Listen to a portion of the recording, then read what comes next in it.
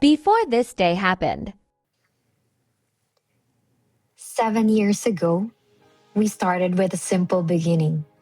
Two people, two hearts, and a love that was just starting to grow. Ano feeling mo na magwa 1 year na tayo today? Yung feeling ko masaya. Kasi sa dami-dami naming pinagdaanan, sa dami-dami namin pinag-awayan, sa dami-daming pagsubok, wala lang, nakaya namin. Yung ganun. Yung maiisip mo lang bigla na, parang kahapon lang kami nagsimula, pero bakit ngayon 1 year na? Gusto ko ng partner na, alam mo, i-lift up ka, We. i-guide ka. Yes.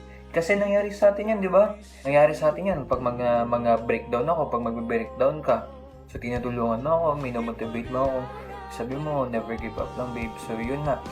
Never ako nagsisi sa kanya kasi isa din sa way na pinapabalik niya yung loob ko. My God. We didn't know what the future would hold, but we choose each other every single day. Through the ups and downs, the laughter and the challenges, we stayed, we fought, and we grew together. As the time passed, what we had didn't just last. It became stronger, deeper, and more meaningful. And now, here we are, not just celebrating 7 years of love, but celebrating a promise for forever. From where we started to where we are now, engaged and still choosing each other. I realized that love isn't just about the big moments.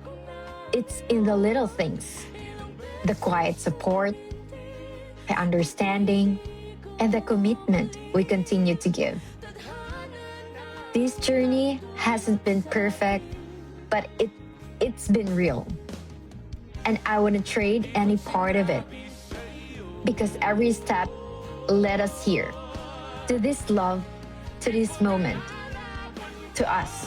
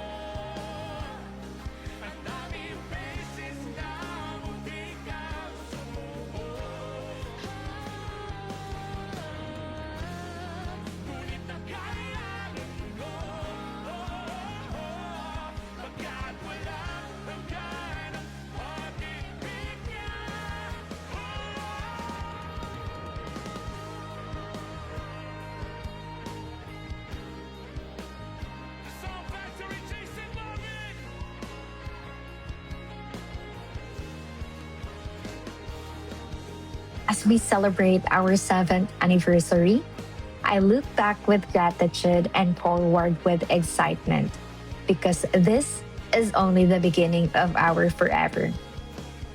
To my partner, Aizen, my best friend, and my future, thank you for 7 beautiful years. And here's to many more anniversary to us, filled with love, laughter, and forever.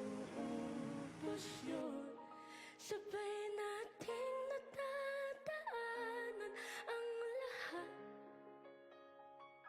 hanggang sa dulo ng ating pagmamahal. Hanggang sa kunin tayo ng